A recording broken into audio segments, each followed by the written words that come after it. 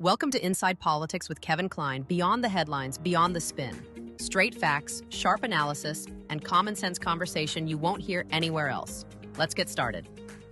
Welcome to another edition of Inside Politics. I'm Kevin Klein, joined by two of my colleagues at the Winnipeg Sun. We have columnist Jeff Currier and columnist Royce Coop, who is also a professor of political sciences at the University of Manitoba. We have lots to talk about this week. We have a landmark decision that was made by the BC Supreme Court we'll talk about. We'll talk about how sometimes immigrants get lesser sentences in Canada. And I want to start off by talking about Mark Carney, our favorite topic, really. And we'll take a look at a video. Has the potential, as I say, to unleash enormous possibilities, to build big things, ports, trade corridors, energy infrastructure, to help develop our natural resources, our critical minerals, help develop our people in ways that connect and transform our economy. Part of at the core of this act is changing how the federal government operates. One aspect of that is moving from a position when we see a new project from asking the question why to asking the question how. How can we build? And core to that concept of how we build is building in true partnership with Indigenous peoples. And that's why we're here to listen, to hear your perspectives, to make the most of this opportunity. So here he is, going on and on about how our economy is going to be great, things are going to be fantastic, days after we get hit with a massive tariff by China. And really, he's not talking about that at all. The Sunny Ways 2.0. If you ignore it, it doesn't exist. How can he get away with that, Royce? Well, he won the election. It was interesting after that decision from China came. It's going to have massive implications for Canada, for farmers, for producers. Premier Manitoba and a bunch of other premiers who say, well, something has to be done about this. There has to be aid for farmers. The federal government needs to step in. Well, what the federal government needs to do is to negotiate better deals with these trading partners. This is turning into a disaster. I've said this a million times. Mark Carney was elected on the basis of the idea that he was going to be the right man to negotiate these deals to get us through this tough time with Trump, with other countries, and it is not turning out to be the case. There's no evidence of this, and this decision from China, like it in some ways, it's more consequential than some of what's happening with the United States for us here in Manitoba. It is a disaster, and the kind of lackadaisical attitude you get from Carney, man, it's just getting more and more difficult as each week passes us by to accept. I think Canadians need to wake up, though. I mean, we keep going on how the U.S. is treating us poorly. The U.S. is treating us poorly about tariffs. We put 1,000% tariff or something on Chinese electric vehicles because we wanted to protect a plant in Quebec or Ontario, and that company's bankrupt. So, I mean, we're not playing fair. We're the ones doing the wrong actions and sitting there going, "Whoa, they shouldn't be doing that to us." I mean, putting 1,000% tariff on electric vehicles from China when you're demanding that everybody have an electric vehicle by a certain amount of time just seems unrealistic, Jeff. Yeah, it does. And I think, it seems that for the longest time, Canadians have assumed that we're nice people and the rest of the world is going to like us. And it's a naive worldview that Canadians seem to have because we are generally halfway decent people on a global scale. We're sort of in the upper half of the world in terms of being sort of decent, a decent country. But we're also naive that we think other people like us and that other countries want to be our friends. The Chinese are not our friends. The Americans are not our friends. They're our business partners. They're our trading partners. They are not our friends. And we need to wake up to that and realize that we got to get down and dirty with some of these business deals and as Royce said, negotiate better deals. Very well said. We are not here to make friends either. Those other countries aren't here to make friends. They're there to make the best deals for their country and their residents that they can. but it doesn't seem like we are. We are not even talking about the fact that we put 1,000% tariff on China. We're just saying how bad China is. And of course, the first response from some premiers is, well, the government's going to hand money over to farmers. Well, where are we going to get this money? Yeah, that's exactly right. That's the problem, and I think Canadians are waking up to the view that when it comes to these foreign economic relationships, we can't have our cake and eat it too. We can't put tariffs on Chinese electric cars and then expect to sell, all our soybeans and agricultural products to China. We can't. Increasingly, it seems to be the case that we can't have this massive regime of supply management in Quebec and have wide open free trade with the United States that's benefited us for a long time. There's hard choices that have to be made, and my fear, this is going to come up later in our conversation, is that the politicians we have aren't able to make these kinds of hard choices to get good outcomes for all of Canadians, not just sort of narrow parts of Canadian society. I don't think it's that they can't make them. They're afraid. And they Sure. don't know. And they just don't know. I mean, that tariff that we put on China happened a long time ago. It is simply ludicrous that we're still having the conversation about it. But it's more ludicrous saying, well, we'll just hand out more money. That becomes more of a socialist state, makes more people dependent on government. And Jeff, I remember you talking about this before. One of the things governments love to do is make you dependent upon them so you'll keep voting for them. Yeah, absolutely. That's Yeah. government strategy. And the Canadian successive Canadian governments have been extremely successful at doing just that. It's the old, okay, we're going to get, if you elect us, we'll give you all $5. If you elect those other guys, they're going to take your $5 away from you. But if you re-elect us, we'll give you another $5. I mean, that's obviously in very simplistic terms, but that's been the model of, and that's why the Liberal Party of Canada is the natural governing party of Canada, because it's easy to promise people somebody else's money, but sooner or later they're going to come for yours. I'm going to say something here. It probably will get me in trouble with some people, but like I care. Being in the party and being in the room when we were talking about the upcoming election a few years ago, one of the things the government wanted to do, and they went ahead and did it that I was opposed to, was send everybody a check, Jeff. And I said, well, why would we do that? Why would we, that's just spending money we don't really have. And they said to me exactly what you just said. We got to make these people dependent on us. Once you give them a check, they remember you. They'll vote for you. We were buying votes and we hadn't even started the election yet. So you're absolutely right. And I know that some people in politics will say you shouldn't be talking about that kind of stuff, Klein. But let me tell you something. I was there to work for people. I never thought that I was there to work for the party. And I see this happening, and now I'm hearing it again. I'm hearing it from Wob Canoe. We need money to give to farmers. We need money to give to farmers. It's just beyond me, and I see people complaining about it already online. The other thing that I see complaining about online, I'd like to get your comments on, is the recent decision that the Canadian government had to make on August 6th, where if you want a Nexus card, you have to say either you're male or female. The comments online are so supportive of that. It's unbelievable. The US said if you're going to be on the Nexus card, you have to pick male or female or you don't get one. I don't have any real strong feelings about how people want to identify with whatever their gender or sexuality is. But essentially, when we're put on this earth, we're given one of two choices, and it's not a choice. We're given one gender or another, and it seems to me that filling out a Nexus card with one or the other should not be a major issue. It's interesting. It illustrates for a lot of people how deeply integrated this country is with the United States. Yes. You get a new president with this particular agenda focus on this issue, and it has real implications for us. And so I feel like a lot of people are kind of noticing that for the first time. This country is very integrated with the US, and we're very subject to what happens in US politics in a way that we haven't been in the past, I think, or at Well, least in the recent past. recent past for sure, but I mean, we also have to respect that that's the law, right? When you want to go into somebody else's country or you want to participate in a program, that's the law. If you were a female and you were to go over to a Muslim country, you would have to cover your head. That's the law.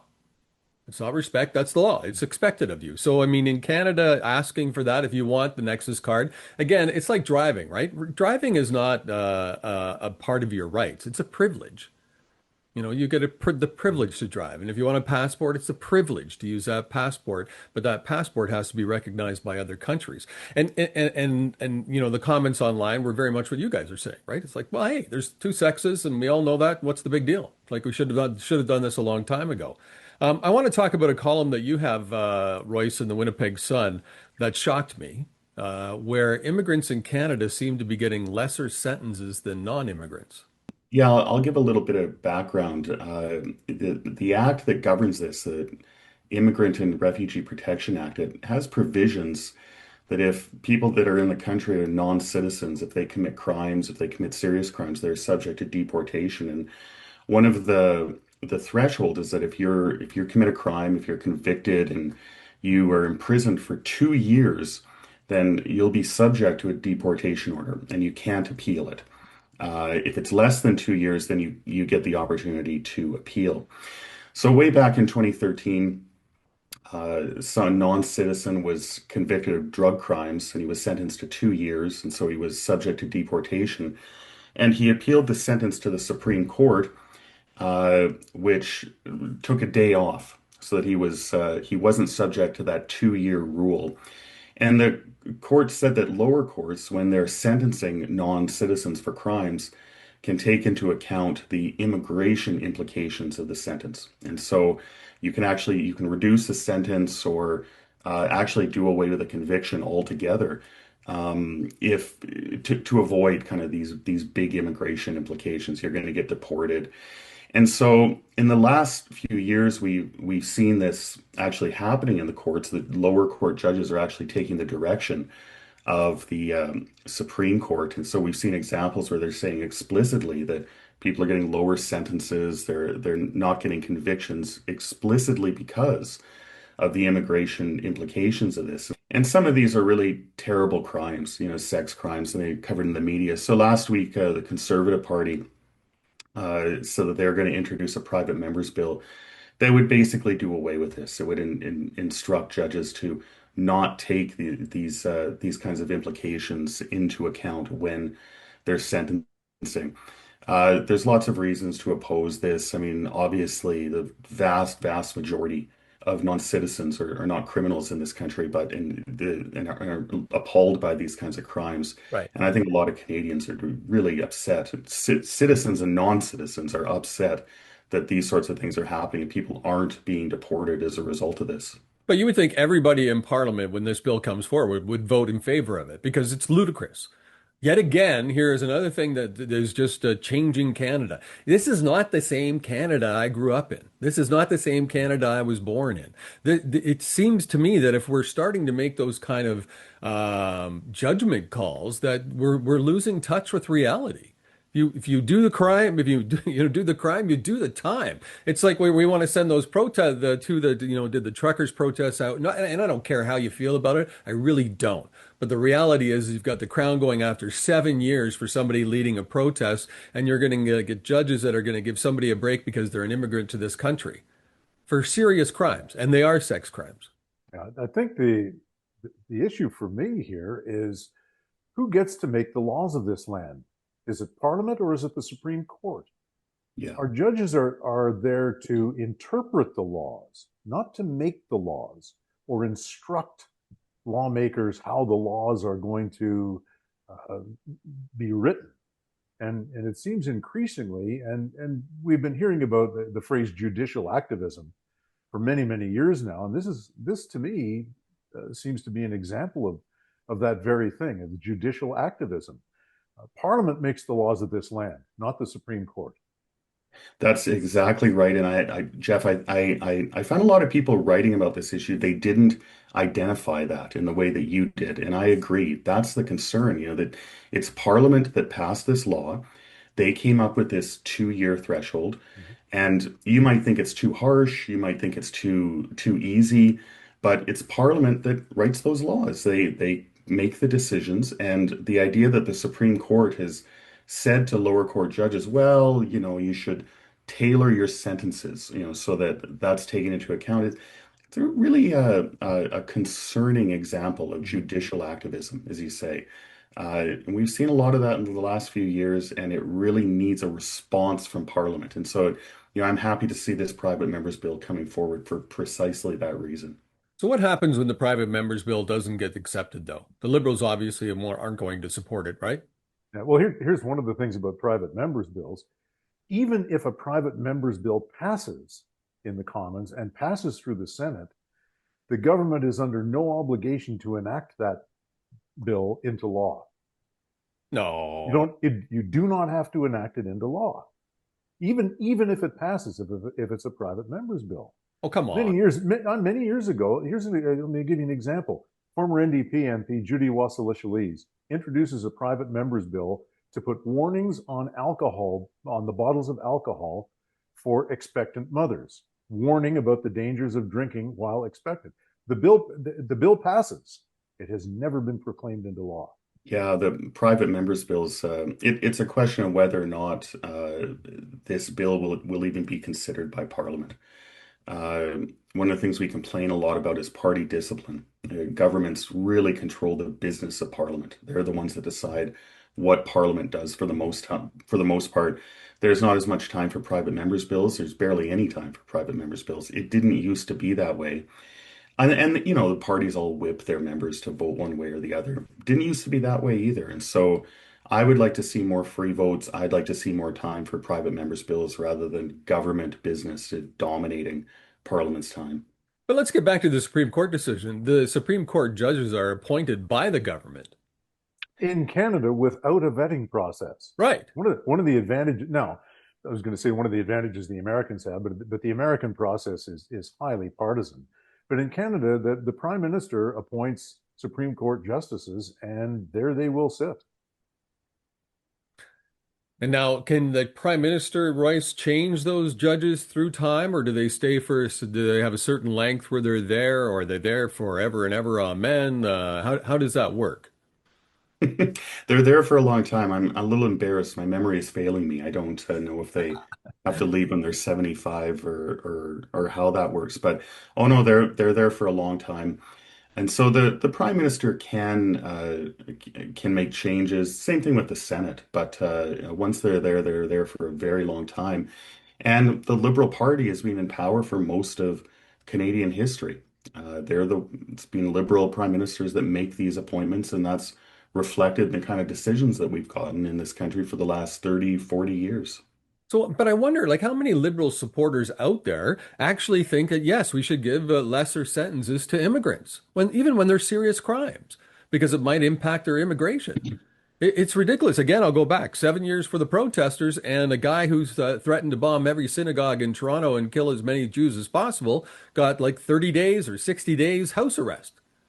This is what's wrong, right? And this is the Supreme Court that's been appointed by the Liberal government. I mean, judges, King's Court judges are appointed by the government, right? They're selected by the government, and that's how Brian Bowman, the former mayor of Winnipeg, got a spot on as a judge and will never have to work another day in his life, right? I mean, there he got that thing, and he was a big Liberal supporter.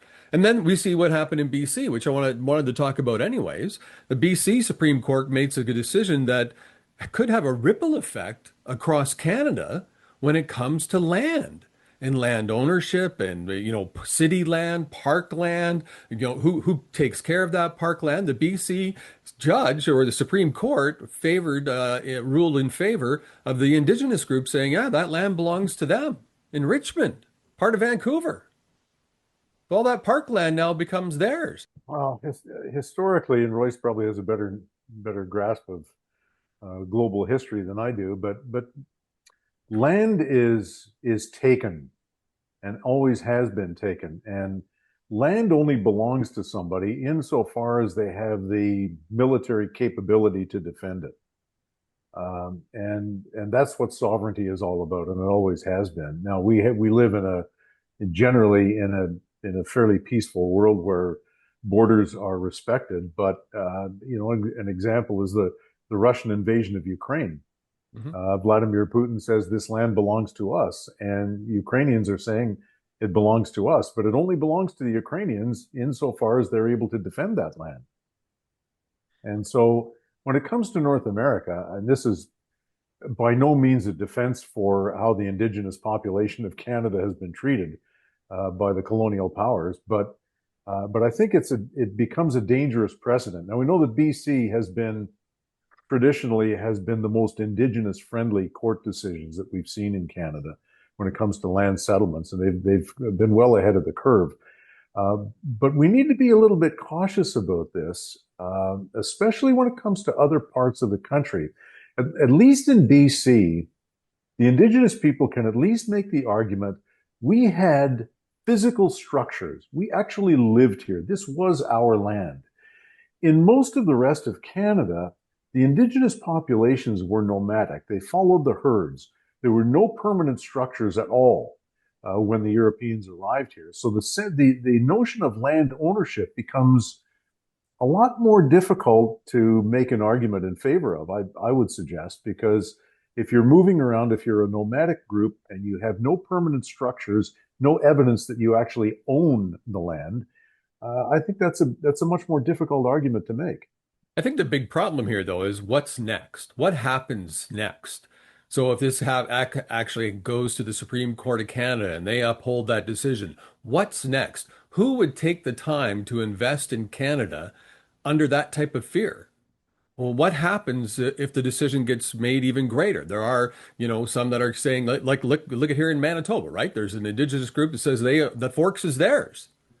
They want the Forks back.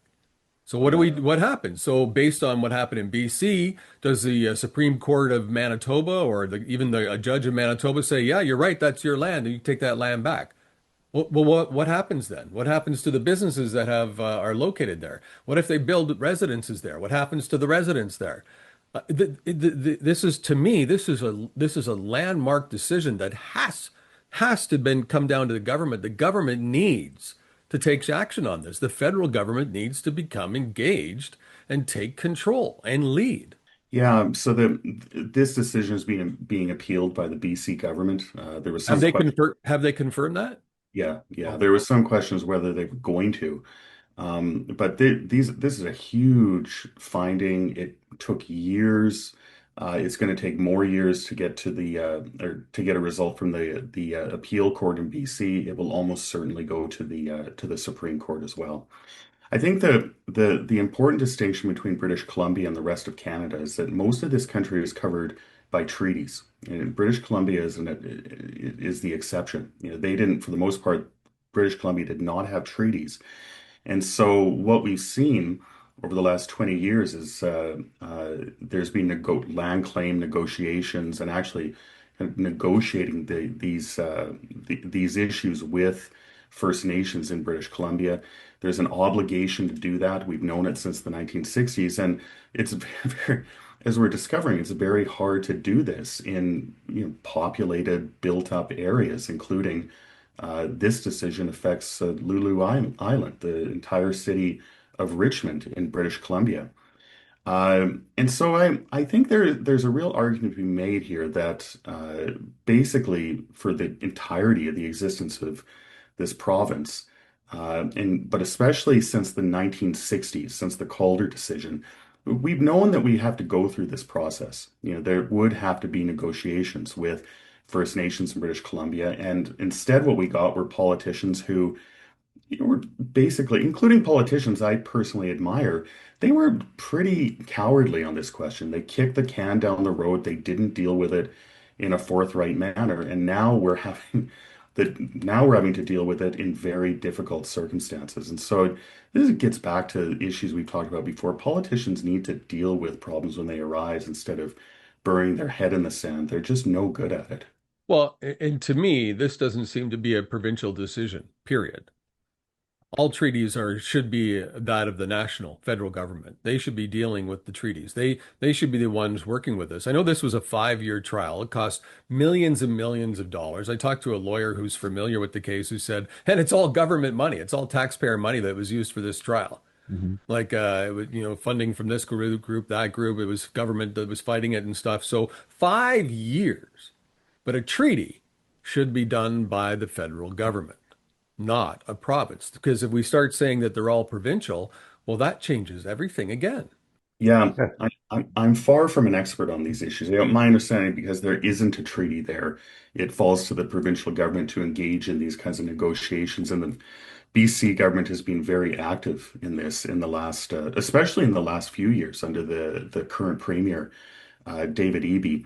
I think, is it going to scare investors? Yeah, absolutely. And there is going to be uncertainty until the Supreme Court, and it will go to the Supreme Court until the Supreme Court ultimately decides on this. The only thing I would say is that, private ownership of land is not inconsistent with Aboriginal title in the same way that it's not inconsistent with, government regulation. Like we own private property, but we realize we have to pay taxes to the government. We accept that, and it could be a very similar situation with Aboriginal title. Okay, but Uh, hang on a second. What are you saying? That means we have to pay taxes to the government, and then we have to pay taxes to the indigenous group that has treaty rights. So that's the thing. That's the paying it thing. twice. We don't know. We don't know what it'll look like. Exactly. And that's Exactly. why we should, that's why we have to kind of wait for this outcome now in the Supreme Court. And it will take years, believe me, like 10 years, 15 years, I'll bet, before this is actually resolved. Jeff, what are your thoughts? Because that is the possibility. That's what people are talking about, is the fear that you'll pay your municipal taxes for your property, but then you have to pay taxes to the indigenous group because it's their land. Yeah, I think that's a legitimate concern. It's a legitimate fear. I mean, obviously we have to honor some of the treaties that were signed with the Crown. Now we can argue that it was a mistake on the part of Her Majesty Queen Victoria to sign these treaties in the first place, that it created a fractured kind of country, and it was a lot of the treaties may have been a poor idea in some people's view, but they exist, and land claim settlements must be made, and the treaties must be honored, and if they aren't, some kind of settlement must be offered, and it's usually how much. The question is usually how much will it take to make you happy? And to this point, there has been no answer. There is no limit to the how much question, And how that and impacts everybody else. and how it impacts everybody else. And in the case of BC, of course, uh, we essentially paid to have ourselves sued. Yeah. Yeah. Yeah. We use taxpayer money to sue the taxpayers. And it was funny because one comment was, oh, it's only Crown land. And that's not true. This is parks. This is land owned by the city. This has been identified as city land. That's not Crown land. That's city land. So that who takes care of that park? Who has jurisdiction over that park? Can the police go into that park? Can they arrest anybody there? Because if it's not Richmond land, it's not the city's land. Like there's so many questions about this, but you see the mainstream media, most of the mainstream media is staying away from it because I think, like Roy said, 99.999% of the politicians are afraid to talk about it and they immediately ignore it. And as soon as somebody wants to ask a question, they run for the door because nobody wants to deal with this. But I'm afraid, and I could be wrong, and that's fine if I'm wrong. I'm afraid this is going to become a huge issue. And property ownership in Canada is going to slow down from outside investors. They're going to wait. Well, it's certainly a big issue, and it will be going into the future. And the problem is that it's uncertainty. We don't ultimately know what it's going to look like. We know it has to happen. We know we've got to do something about this, but we don't know what the final outcome is going to be. And of course, uncertainty is the really bad thing for investors. But I think it was Australia where the federal government there, they dealt with it. They put out this is how they were dealing with it. They were kind of going through something similar, not exact, but they dealt with it. They had leadership, and the feds took on that leadership. Here, the feds are ignoring it. They're not talking about it. And we're going to hear more about the Forks. And for those of you watching that don't understand the Forks, it's a little area in Winnipeg where two rivers meet. It's got some restaurants there and other businesses and a hotel. What happens if now, because if you're a lawyer, you're going to walk in with this precedent from the BC Supreme Court and you're going to slap it on the table in front of a judge and say, this Supreme Court said it was their land. You must do the same. Okay, and so, but in the end, rather than transferring ownership of the Forks to a specific group, it'll be the how much question. How much would it take? Okay, we're going to buy the forks back from you. But is that fair? Fair? The fair only comes to town once a year. Yeah, I'm not so sure I would be as worried about the forks or about similar places. There's a difference between these sorts of issues where there's a treaty versus where there's not. In British Columbia, the origins of this particular case, I think it was the Cowichan First Nation. I can't remember, but the origins of this are actually in real theft. There was a fishing village that was the First Nations people were basically swindled out of this by a corrupt colonial official who sold himself the land. And so I don't think there's any doubt that there's a claim here. Something has to be done. Something has to be done to address this. But yeah, there will be uncertainty for the next few years as we see how this shakes out. I mean, with the forks, you can always go to court. You can always make an argument. And First Nations might make that argument that we have some ownership stake in the forks. I'm just not as confident that that would be successful in the way that some of these British Columbia cases are successful. But law is based on precedent for the most part, right? And you talked about that earlier when you were talking about immigrants that are getting lower sentences so that it doesn't impact their immigration. That's because the Supreme Court did that, so other lower court judges are following that lead. Precedent matters, and whenever you're in a court hearing, whether it's a lawsuit or a criminal charge or whatever, lawyers depend on precedent. They go back to precedent as much as they can. Now they have a Supreme Court decision that sets precedent. If nothing else, it could cost us millions upon billions in court costs if we start getting into lawsuits all across the country for certain parts of the land. Yeah, I'm just not really convinced that it would be successful. I mean, it would establish a precedent. We have to wait to see what the Supreme Court says. And like I say, that's way off the future, like 15 years into the future. I'm just not as convinced that those would be successful in any meaningful way. But as I say, you can always go to court. You can always try these things. And once you have a ruling in hand, that'll help for sure. But I still believe that we shouldn't be counting on the courts, as we did when we had this discussion about the criminal charges for immigrants being reduced so that it didn't impact their immigration. That's the only reason they're doing it. That's wrong. That's ludicrous. The federal government needs to step in there. They make the laws, as Jeff Courier said. It's the federal government that makes the law, not the judges. So they're supposed to follow the law. They uphold the law, the letter of the law. They don't change it. And here, I think this is the same thing. The federal government needs to step up and they need to get engaged and say, okay, enough is enough. We need to have certainty in our country. Like, I mean, our inflation's going up. People are losing their jobs now in Canada. We're getting hit with tariffs from China and the U.S. and even Canada. Apparently, according to the an ambassador to Canada from the United States, Canada has put on the table the Canadian-Mexican deal, saying that if we're going to talk tariffs, we want to take this deal. We want this to be part of the deal now. So now our negotiators are bringing up what was not touched at the table. Maybe that's why we're waiting. So again, all of it, in my opinion, goes back to a federal government that is so afraid to do anything that they do nothing. Well, I think, and it has been a concern. It's kind of a recurring theme in this panel with us that we need Prime Minister Carney and his government to step up and take some action and to start producing some results. We need to see some results that we're headed in the right direction, because to this point, we haven't seen that. Now, again, I don't expect the Prime Minister to negotiate in public. He's not like the President of the United States, who does negotiate in public, and I respect that. Having said that, you still need to show some kind of results, and we're just not seeing it. Yeah, we need tougher, more decisive politicians in this country, right across the board.